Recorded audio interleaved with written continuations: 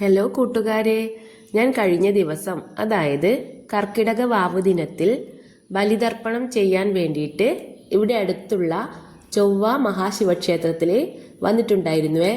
ഈ ക്ഷേത്ര കാഴ്ചകളിലേക്ക് നിങ്ങൾക്ക് ഏവർക്കും സ്വാഗതം. എനിക്ക് തണുപ്പൊക്കെ പിടിച്ച് വോയിസ് വല്ലാതായിരിക്കുകയാണ്. എങ്കിലും ഈ വീഡിയോ മുഴുവനായി നിങ്ങൾ കാണാൻ ശ്രമിക്കണേ.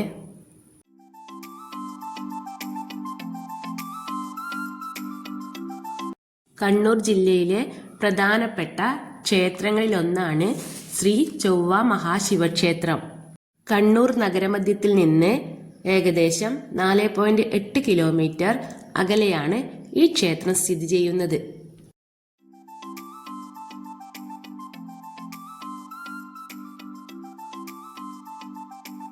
4 ഏക്കർ വിസ്തൃതിയുള്ള ഇടത്താണ് ക്ഷേത്രം സ്ഥിതി ചെയ്യുന്നത്.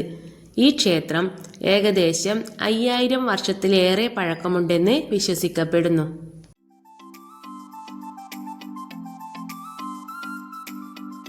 ഇവിടുത്തെ പ്രധാന ദേവത പാർവതി സമേതനായ ശിവനാണെങ്കിലും വിഷ്ണു, അയ്യപ്പൻ, ഗണപതി, സുബ്രഹ്മണ്യൻ എന്നീ ഉപദേവതാ പ്രതിഷ്ഠകളും ഈ ക്ഷേത്രത്തിന്റെ പ്രത്യേകതയാണ്.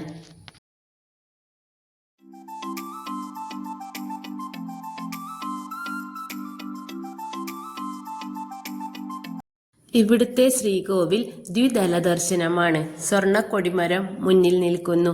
ശിവലിംഗത്തിന് 5.25 അടി ഉയരമുണ്ട്.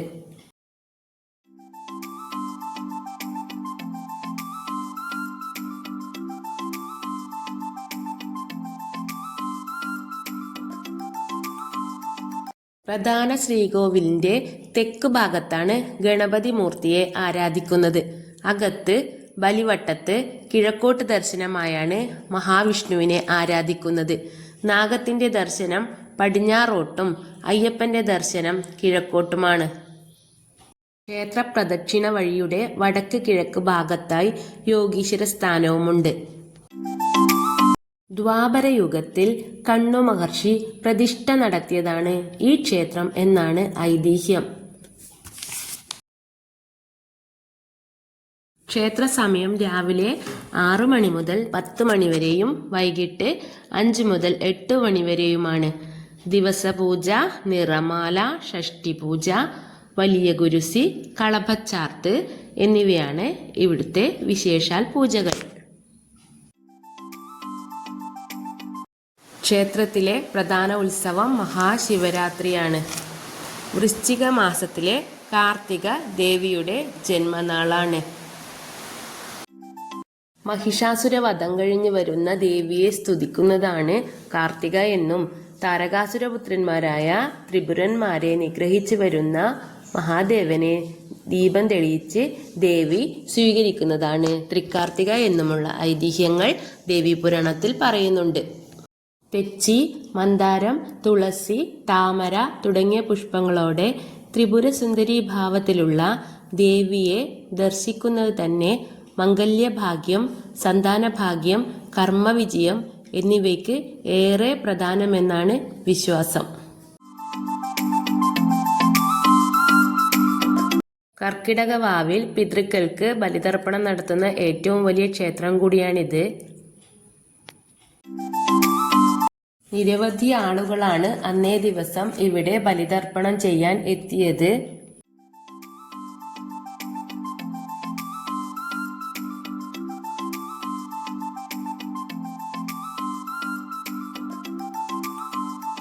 ശക്തമായ മഴയെ അവഗണിച്ചുകൊണ്ടും ആളുകൾ അന്ന് തങ്ങളുടെ പിതൃക്കൾക്ക് വേണ്ടി ഈ പുണ്യകർമ്മത്തിൽ പങ്കുകൊണ്ടു. ക്ഷേത്രക്കുളം ക്ഷേത്ര പരിസരത്തല്ലാട്ടോ. ബലിതർപ്പണത്തിന് ശേഷം അതുമായി ഞങ്ങൾ ക്ഷേത്രക്കുളത്തിലേക്ക് ഇതുവഴിയാണ് പോയത്. കുറച്ചു ദൂരം ചെന്നപ്പോൾ ക്ഷേത്രക്കുളത്തിനരികെ എത്തി. ഇതാണ് ക്ഷേത്രക്കുളം.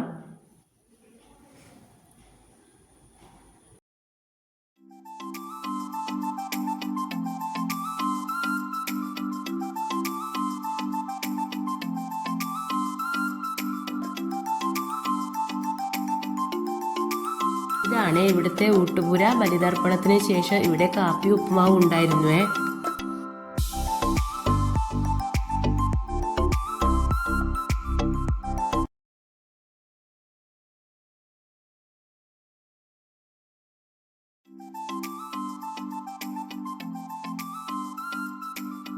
ബലിതർപ്പണത്തിന് ശേഷം ഞങ്ങൾ കുറേ നേരം ഇവിടെ സ്പെൻഡ് ചെയ്തു. എൻ്റെ പ്രിയപ്പെട്ട കൂട്ടുകാരി ഉണ്ടായിരുന്നുവേ.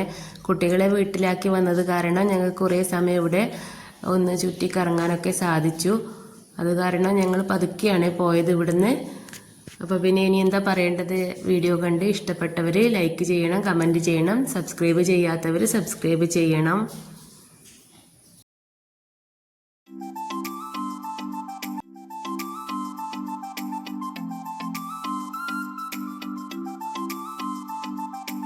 നിങ്ങൾ എപ്പോഴെങ്കിലും കണ്ണൂർ വരികയാണെങ്കിൽ ഈ ക്ഷേത്രം സന്ദർശിക്കാതെ പോകരുതേ. തീർച്ചയായും അതിൻ്റെ അനുഗ്രഹം നിങ്ങൾക്ക് ഉണ്ടാവുക തന്നെ ചെയ്യും.